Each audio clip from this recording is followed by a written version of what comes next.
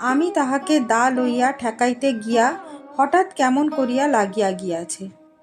এ সমস্তই রামলোচনের রচিত। ইহার অনুকূলে যে যে অলঙ্কার এবং প্রমাণ প্রয়োগের আবশ্যক তাহাও সে বিস্তারিতভাবে ছিদামকে শিখাইয়াছিল। পুলিশ আসিয়া তদন্ত করিতে লাগিল। চন্দরাই যে তাহার বড় যাকে খুন করিয়াছে, গ্রামের সকল লোকের মনে এই বিশ্বাস বদ্ধমূল হইয়া গিয়াছে। সকল সাক্ষীর দ্বারাই সেই রূপ প্রমাণ হইল। পুলিশ যখন চন্দরাকে প্রশ্ন করিল, চন্দরা কহিল, হাঁ, আমি খুন করিয়াছি। কেন খুন করিয়াছ? আমি তাহাকে দেখিতে পারিতাম না। কোনো বচসা হইয়াছিল? না। সে তোমাকে প্রথমে মারিতে আসিয়াছিল? না।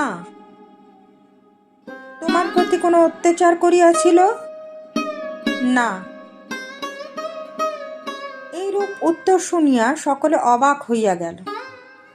ছিদাম তো একেবারে অস্থির হইয়া উঠিল। কহিল, উনি ঠিক কথা বলিতেছেন না। বড় বউ প্রথমে। দারোগা খুব একটা তাড়া দিয়া তাহাকে থামাইয়া দিল। অবশেষে তাহাকে বিধি মতে জেরা করিয়া বারবার সেই একই উত্তর পাইল। বড় বউয়ের দিক হইতে কোনো রূপ আক্রমণ চন্দরা কিছুতেই স্বীকার করিল না। এমন একগুঁয়ে মেয়েও তো দেখা যায় না। একেবারে প্রাণপণে ফাঁসি কাষ্ঠের দিকে ঝুঁকিয়াছে। কিছুতেই তাহাকে টানিয়া রাখা যায় না। এ কি নিদারুণ অভিমান! চন্দরা মনে মনে স্বামীকে বলিতেছে, আমি তোমাকে ছাড়িয়া আমার এই নব যৌবন লইয়া ফাঁসি কাষ্ঠকে বরণ করিলাম। আমার ইহজন্মের শেষ বন্ধন তাহার সহিত।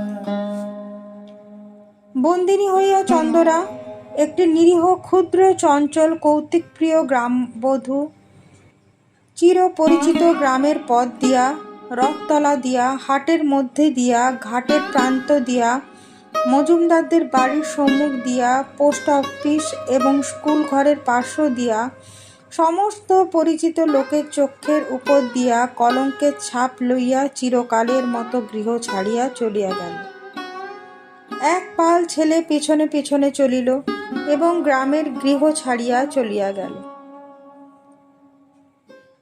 এক পাল ছেলে পিছন পিছন চলিল এবং গ্রামের মেয়েরা, তাহার সই সাঙ্গাতরা, কেহ কেহ ঘোমটার ফাঁক দিয়া, কেহ দ্বারের প্রান্ত হইতে, কেহ বা গাছের আড়ালে দাঁড়াইয়া পুলিশ চালিত চন্দরাকে দেখিয়া লজ্জায়, ঘৃণায়, ভয়ে কণ্টকিত হইয়া উঠিল। ডেপুটি ম্যাজিস্ট্রেটের কাছেও চন্দরা দোষ স্বীকার করিল এবং খুনের সময় বড় বউ যে তাহার প্রতি কোনো রূপ অত্যাচার করিয়াছিল তাহা প্রকাশ হইল না। কিন্তু সেদিন ছিদাম সাক্ষ্যস্থলে আসিয়াই একেবারে কাঁদিয়া জড় হস্তে কহিল, দোহাই হুজুর, আমার স্ত্রীর কোনো দোষ নাই। হাকিম ধমক দিয়া তাহার উচ্ছ্বাস নিবারণ করিয়া তাহাকে প্রশ্ন করিতে লাগিলেন। সে একে একে সত্য ঘটনা প্রকাশ করিল। হাকিম তাহার কথা বিশ্বাস করিলেন না, কারণ প্রধান বিশ্বস্ত ভদ্র সাক্ষী রামলোচন কহিল, খুনের অতি বিলম্বেই আমি ঘটনাস্থলে উপস্থিত হইয়াছিলাম। সাক্ষী ছিদাম আমার নিকট সমস্ত স্বীকার করিয়া আমার পা জড়াইয়া ধরিয়া কহিল, বউকে কি করিয়া উদ্ধার করিব, আমাকে যুক্তি দিন। আমি ভালো মন্দ কিছুই বলিলাম না। সাক্ষী আমাকে বলিল, আমি যদি বলি আমার বড় ভাই ভাত চাহিয়া ভাত পায় নাই বলিয়া রাগের মাথায় স্ত্রীকে মারিয়াছে, তাহা হইলে সে কি রক্ষা পাইবে? আমি কহিলাম, খবরদার হারামজাদা, আদালতে এক বর্ণও মিথ্যে বলিস না, এত বড় মহাপাপ আর নাই, ইত্যাদি। রামলোচন প্রথমে চন্দরাকে রক্ষা করিবার উদ্দেশ্যে অনেকগুলা গল্প বানাইয়া তুলিয়াছিল, কিন্তু যখন দেখিল চন্দরা নিজে বাঁকিয়া দাঁড়াইয়াছে, তখন ভাবিল, ওরে বাপ রে, শেষকালে কি মিথ্যা সাক্ষ্যের দায়ে পড়িব? যেটুকু জানি সেটুকু বলা ভালো, এই মনে করিয়া রামলোচন যাহা জানে তাহাই বলিল, বরঞ্চ তাহার চেয়েও কিছু বেশি বলিতে ছাড়িল না। ডেপুটি ম্যাজিস্ট্রেট সেশনে চালান দিলেন। ইতিমধ্যে চাষবাস, হাট বাজার, হাসি কান্না, পৃথিবীর সমস্ত কাজ চলিতে লাগিল এবং পূর্ব বৎসরের মতো নবীন ধান্যক্ষেত্রে শ্রাবণের অবিরল বৃষ্টিধারা বর্ষিত হইতে লাগিল। পুলিশ আসামি এবং সাক্ষী লইয়া আদালতে হাজির। সম্মুখবর্তী মুন্সেফের কোর্টের 20 দল লোক নিজ নিজ মোকদ্দমার অপেক্ষায় বসিয়া আছে। রন্ধনশালার পশ্চাৎতীর্থ একটি ডোবার অংশ বিভাগ লইয়া কলিকাতা হইতে এক উকিল আসিয়াছে এবং তদুপলক্ষে বাদীর পক্ষে 39 জন সাক্ষী উপস্থিত আছে। কত শত লোক আপন আপন কড়াগণ্ডা হিসাবের চুলচেরা মীমাংসা করিবার জন্য ব্যগ্র হইয়া আসিয়াছে। জগতে আপাতত তদপেক্ষ গুরুতর আর কিছুই উপস্থিত নাই, এইরূপ তাহাদের ধারণা।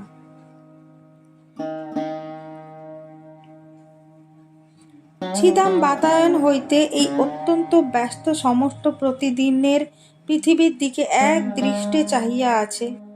সমস্তই স্বপ্নের মতো বোধ হইতেছে। কম্পাউন্ডের বৃহৎ বটগাছ হইতে একটি কোকিল ডাকিতেছে। তাহাদের কোনো রূপ, আইন, আদালত নাই। চন্দরা জজের কাছে কহিল, ওগো সাহেব, এক কথা আর বারবার কতবার করিয়া বলিব? জজ সাহেব তাহাকে বুঝাইয়া বলিলেন, তুমি যে অপরাধ স্বীকার করিতেছ তাহার শাস্তি কি জানো? চন্দরা কহিল, না। জজ সাহেব কহিলেন, তাহার শাস্তি ফাঁসি। চন্দরা কহিল, ওগো তোমার পায়ে পড়ি, তাই দাও না সাহেব, তোমাদের যাহা খুশি করো, আমার তো আর সহ্য হয় না। যখন ছিদামকে আদালতে উপস্থিত করিল, চন্দরা মুখ ফিরাইল। জজ কহিলেন, সাক্ষীর দিকে চাহিয়া বলো, এ তোমার কে হয়?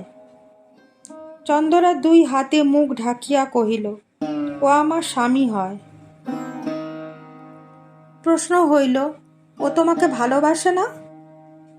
উত্তর, ভারী ভালোবাসে। প্রশ্ন, তুমি ওকে ভালোবাসো না? উত্তর, খুব ভালোবাসে। ছিদামকে যখন প্রশ্ন হইল, ছিদাম কহিল, আমি খুন করিয়াছি। প্রশ্ন, কেন? ছিদাম, ভাত চাহিয়াছিলাম, বড় বউ ভাত দেয় নাই। দুঃখীরাম সাক্ষ্য দিতে আসিয়া মূর্ছিত হইয়া পড়িল। মূর্ছাভঙ্গের পর উত্তর করিল, সাহেব, খুন আমি করিয়াছি। কেন? ভাত চাহিয়াছিলাম, ভাত দেয় নাই। বিস্তর জেরা করিয়া এবং অন্যান্য সাক্ষ্য শুনিয়া জজ সাহেব স্পষ্ট বুঝিতে পারিলেন, ঘরের স্ত্রীলোককে ফাঁসির অপমান হইতে বাঁচাইবার জন্য ইহারা 2 ভাই অপরাধ স্বীকার করিতেছে। কিন্তু চন্দরা পুলিশ হইতে সেশন আদালত পর্যন্ত বরাবর এক কথা বলিয়া আসিতেছে। তাহার কথা তিল মাত্র নড়চড় হয় নাই। 2 জন উকিল স্বেচ্ছাপ্রবৃত্তি হইয়া তাহাকে প্রাণদণ্ড হইতে রক্ষা করিবার জন্যে বিস্তর চেষ্টা করিয়াছে, কিন্তু অবশেষে তাহার নিকট পরাস্ত মানিয়াছে।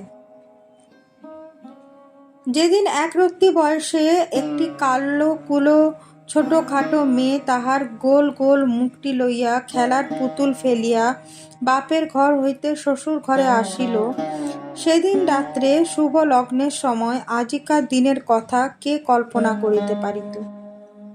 তাহার বাপ মরিবার সময় এই বলিয়া নিশ্চিন্ত হইয়াছিল যে, যাহা হোক, আমার মেয়েটির একটি সদ্বুদ্ধি করিয়া গেলাম। জেলখানায় ফাঁসির পূর্বে দয়ালু সিভিল সার্জন চন্দরাকে জিজ্ঞাসা করিল, কাহাকেও দেখিতে ইচ্ছা করো? চন্দরা কহিল, একবার আমার মাকে দেখিতে চাই। ডাক্তার কহিল, তোমার স্বামী তোমাকে দেখিতে চায়, তাহাকে কি ডাকিয়া আনিব? চন্দরা কহিল, মরণ